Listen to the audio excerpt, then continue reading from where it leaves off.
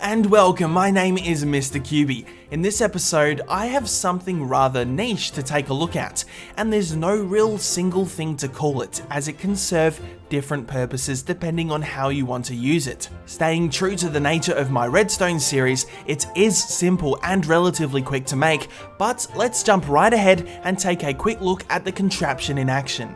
In this example, I returned from a long day of battling mobs and gathering supplies, the usual. I enter my humble little abode where it seems rather clean but empty for a small base. I can place in extra furniture, however upon pressing this button, the floor beneath me opens up where a collection of very useful survival equipment is revealed and ready at my disposal. If you decide to include a bed as well, rest assured, see what I did there? Rest assured you will wake up safely without suffocating in a wall. And then whenever you want, you can raise the floor up again and the room is back to its clean and tidy state. Great if you want a little fun way of opening up a tiny bit more space in your house in a somewhat stylish manner. As you can probably guess, what you choose to hide beneath the floor is all up to you. Multiple beds for up to 4 players, furnaces, storage, crafting table, anvil, and the list goes on. This contraption, designed by a builder of mine, caught my eye as it's rather unique and different, and made me start thinking of some things I'd use it for in my own survival world, and how I'd have a number of them down in my storage hall, and I thought it'd be a great idea to share it all with you in case you'd like to get your hands on one of these as well. So without any further delay, let's get building. For the purpose of this tutorial, to make everything clear to see, I'm going to build this above ground, but I've made a platform with wooden planks to signify the ground level we'll be starting at. At ground level, mark out a 4x4 area with a 2x2 hole in the middle, as shown on screen here. Since I'm starting with a floating platform, I'm going to add 4 blocks to each face of my floor like so.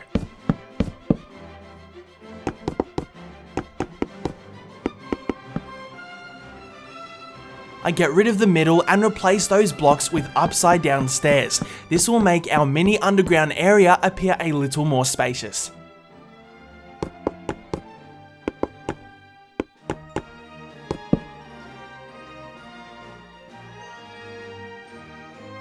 Once you've done that, we're going to mark out the foundations for our redstone to rest on with some wool. Watch and follow carefully where I place them in.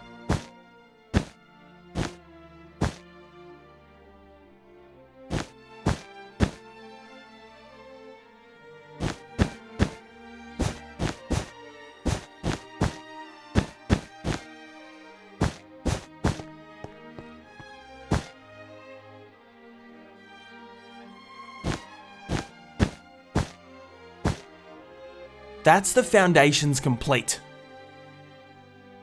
Now for the fun part, the redstone. We're going to start with a face-up dropper here, with a hopper on top, funneling into the dropper below.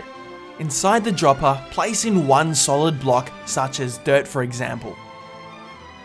Over here, place down 2 face-up sticky pistons like so.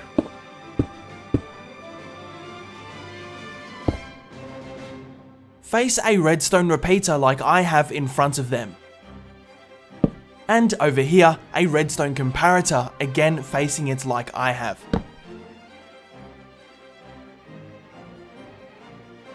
Now on this top sticky piston, face an observer block so the arrow on the side is pointing upward. Run a redstone trail up the rest of the wall blocks. And finish with a button on the top block here.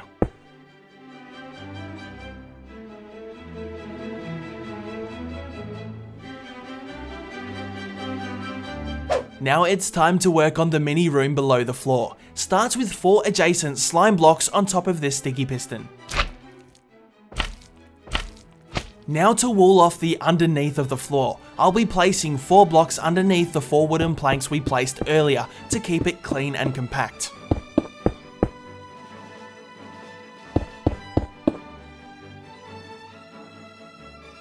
On top of the slime blocks, place in your floor blocks, in my case wooden planks.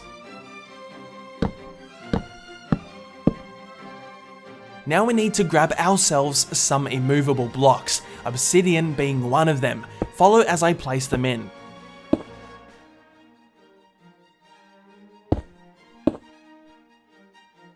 If you're planning on including furnaces, this will be a great substitute to place in now, as furnaces are also immovable. Now fill in the 4 gaps at the corners of the floor.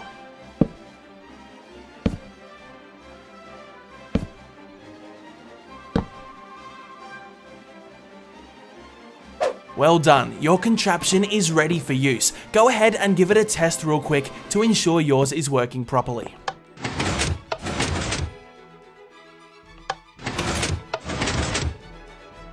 It's time for you to decorate your mini underground room, so depending on the purpose you've chosen your mini room to fulfill, I encourage you to get as creative as possible.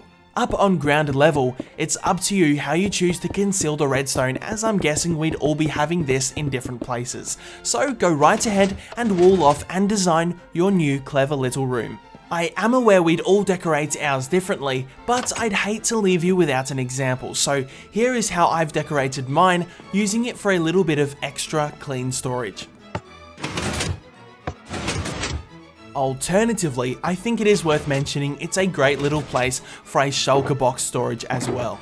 No matter how you've chosen to use yours, I wish you all the best with your new toy. Thanks once again to my builder and friend Ferg for another magnificent little creation. That brings us to the end of yet another video. I'm sure I don't need to keep telling you I have plenty of other little tutorials like this over on my channel, but I also have short films, let's plays, and a whole bunch of other random nonsense that may catch your interest given the look. But that's it for now. Until next time, goodbye!